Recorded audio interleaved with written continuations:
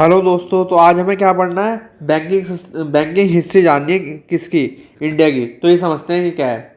तो जो भारत का जो बैंकिंग इतिहास के बारे में हमें क्या करना है, पढ़ना है आज। तो हालांकि भारत का जो बैंकिंग इतिहास है तब शुरू होता है जब भारत क्या था, गुलाम थे। जब हम क्या था, ब्रिटिशर्स के गुलाम थे। ठीक है। भारत का जो पहला बैंक था ना, वो क्या था आपका? बैंक ऑफ हिंदुस्तान था।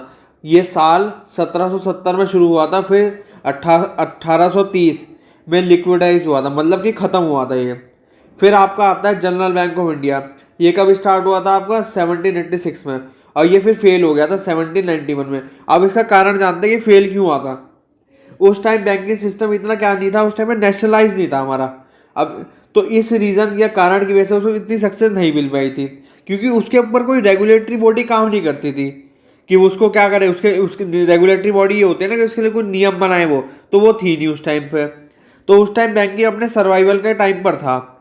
इसके बाद आता है आपका बैंक ऑफ कैलकाटा। ये कब आया था?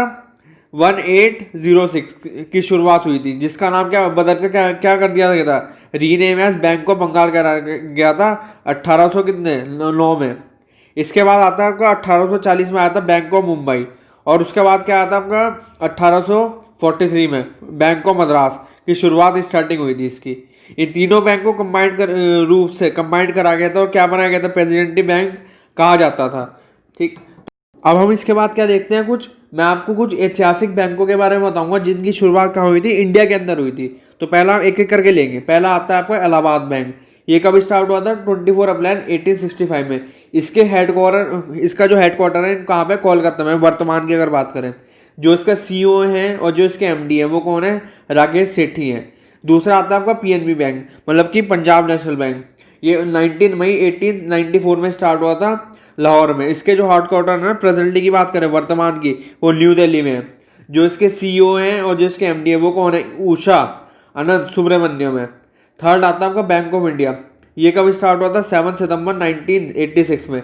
इसका जो हेडक्वार्टर है ना, प्रेजेंटली की बात करें, वो मुंबई में है। जो इसके सीईओ हैं, जो इसके एमडी है वो कौन है? मिल्विन रीगो है वो। फोर्थ आता है आपका केनरा बैंक। ये कब स्टार्ट हुआ था? 1906 में स्टार्ट हुआ था बेंगलोर में। इसका जो हेडक्वार्टर है कहाँ पे है? वो बेंगलोर में ही है। सीईओ है और जो एमडी है कौन है इसके? टीएन मनोहरन वो है। अब पांचवा आता है आपका इंडियन बैंक। ये कब स्टार्ट हुआ था? 15 अगस्त 1907 में। इसका हेडक्वार्टर कहाँ पे? चेन्नई में। इसके जो सीईओ हैं, जो इसके एमडी है वो कौन है? किशोर कुमार करंट ये है। छठा कौन सा आता है? Bank of Baroda. ये कब स्टार्ट हुआ था? 20 जुलाई 1908 में। इसका हेडक्वार्टर है वडोदरा में। सीईओ एमडी कौन है इसके? पीएस जय कुमार। एट्थ आता है आपको कौन सा है? ये वर्तमान की बात हो रही है सारी। अब एट्थ आता है आपका सेंट्रल बैंक ऑफ इंडिया। 21 दिसंबर 1911 में इसकी क्या हुआ था? शुरुआत हुआ था। और जो इसका जो हेडक्वार्टर है वो कहाँ है? मुंबई में है आपका। और जो इसके सीईओ है, जो इसके एमडी है वो कौन है? राजीव ऋषि हैं। अब इसके बाद हम देखते हैं जितने भी प्रेसिडेंटी बैंक, यानी कि जो बैंक ऑफ बंगाल था, बैंक ऑफ मद्रास था, बैंक ऑफ मुंबई था, इन तीनों बैंक को कंबाइन करके प्रेसिडेंटी बैंक कहा जाता था। इसके बाद में इन्हें पुनर्गठित करके इंपीरियल बैंक कहा जाने लगा 1921 में। इसके पश्चात 1956 में इसको पुनर्गठित करके 1 जुलाई 1955 में भारतीय स्टेट बैंक में क्या हो गए थे? तब्दील हो गए थे। भारत की आज़ादी के बाद स्टेट बैंक ऑफ इंडिया 1 जुलाई 1955। इसके जो हेडक्वार्टर कहाँ पे? मुंबई में है। और जिसके चेयरपर्सन है कौन है? अरुंधति भट्टाचार्य है। उस time State Bank of India presidency bank थे, इंपीरियल बैंक का नाम से जाना जाता था। उस टाइम क्वाजी सेंट्रल बैंक के रूप में काम करता था। क्वाजी सेंट्रल बैंक क्या होता है समझ लेते हैं। सारी कंट्री में जो बैंकिंग रेगुलेशन बनाने के लिए एक सेंट्रल बैंक होता है जो सारे बैंक्स को रेगुलेट करता है। उस टाइम इंडिया में कोई भी सेंट्रल बैंक नहीं हुआ करता था। इसके बाद भारत में भी सेंट्रल बैंक का क्या आ गया था? कंसेप्ट आ गया था।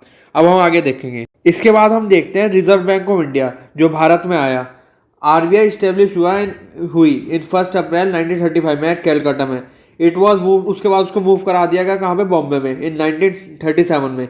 इनिशियली ओन इंटायरली बाय, किसने ओन करा था उसको? प्राइवेट शेयर होल्डर ने। बाद में गवर्नमेंट को रियलाइज हुआ कि अगर आरबीआई का शेयर होल्डर भी प्राइवेट होगा तो फिर दूसरों बैंकों में क्या अंतर रह जाएगा।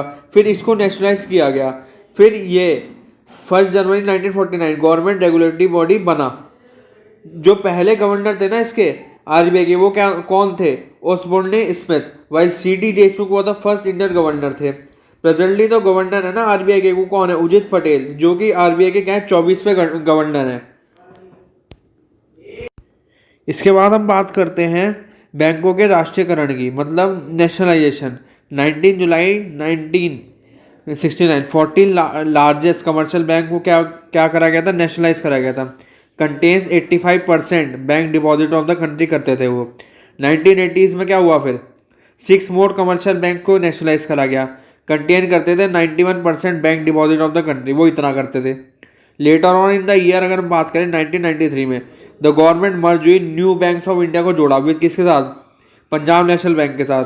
रिजल्ट इन द रिडक्शन हुआ in the number of nationalise bank, और 20 से 19 हो गए। प्रेजेंटली 21 बैंक को क्या करा गया इस टाइम पे? नेशनलाइज करा गया। तो अब हम बात करते हैं भारतीय स्टेट बैंक की, मतलब कि एसबीआई की।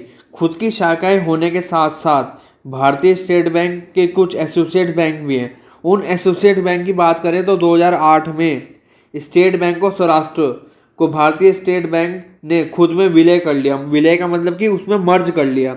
इसके बाद 2010 में भारतीय स्टेट बैंक ऑफ इंदौर को भारतीय स्टेट बैंक ने खुद में विलय कर लिया। इसके बाद फरवरी 2017 में ऐतिहासिक निर्णय लेते हुए सरकार ने 5 और भारतीय बैंकों को, एसोसिएट बैंकों को भारतीय स्टेट बैंक में क्या कर लिया? विलय कर लिया, मतलब कि उसको जोड़ लिया आपस में।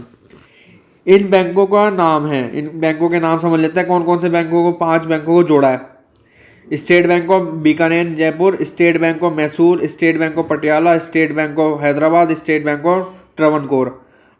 आई होप आपको ये वीडियो पसंद आया हो। तो इसके बाद हम नेक्स्ट वीडियो में क्या पढ़ना है? हमें टाइप्स ऑफ डिपॉजिट पढ़ना है इंडियन बैंक्स के अंदर।